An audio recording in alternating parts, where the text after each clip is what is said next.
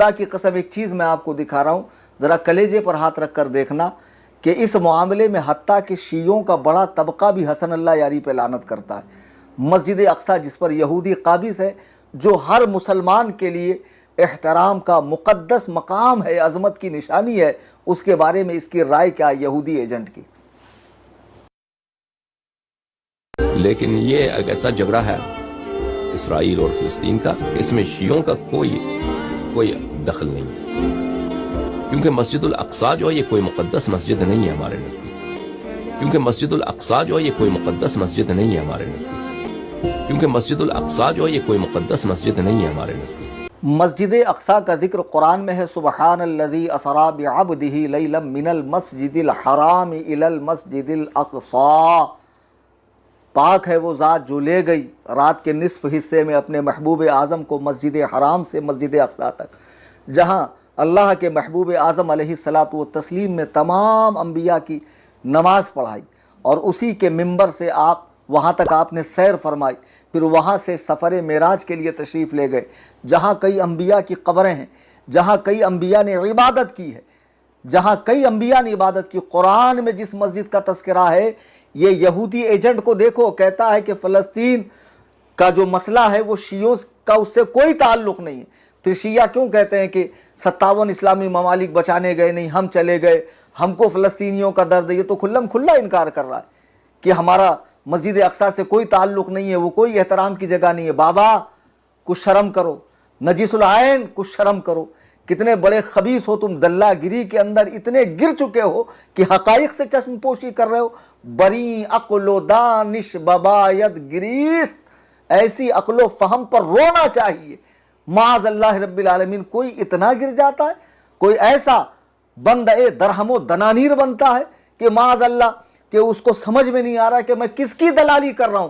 جو مسجد اقصیٰ پر بھونکتا ہے, جو یہودیوں کی تعریف کرتا ہے, نیتن یاہو کو ابو بکر و عمر سے بڑا کہتا ہے, جو معاذ اللہ کتاب اللہ کو غلط پڑھتا ہے, جو اپنے ہی علماء کو گالی دیتا ہے, تشیع کی بھی جو توہین کرتا ہے, شیعوں کی اکثریت نے اس کو نکار دیا ہے.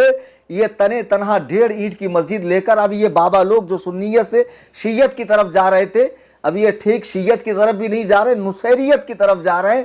حسن اللہ یاری کی دلالی میں پاگل ہو چکے ہیں. اتنے حقائق دیکھنے کے بعد بھی آپ کی آنکھ نہیں کھلتی.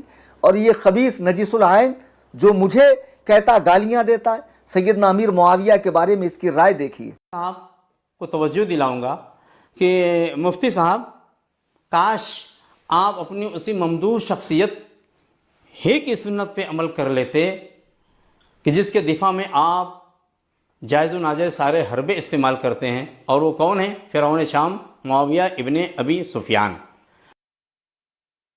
ثم معاذ اللہ, مولائے کائنات تو فرمائیں اخواننا بغو علینا, وہ ہمارے بھائی تھے جو ہم سے الگ ہو گئے.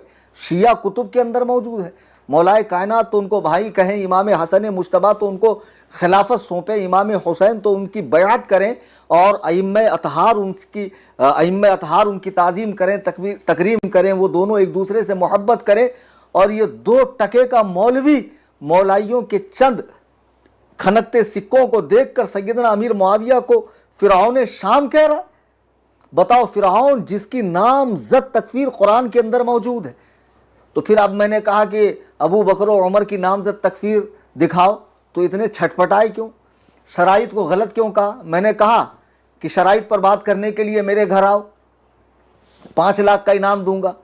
میرے گھر نہیں آتے, اپنے گھر بلاتے, بہرائچ بلاتے, میں وہاں آ جاتا ہوں.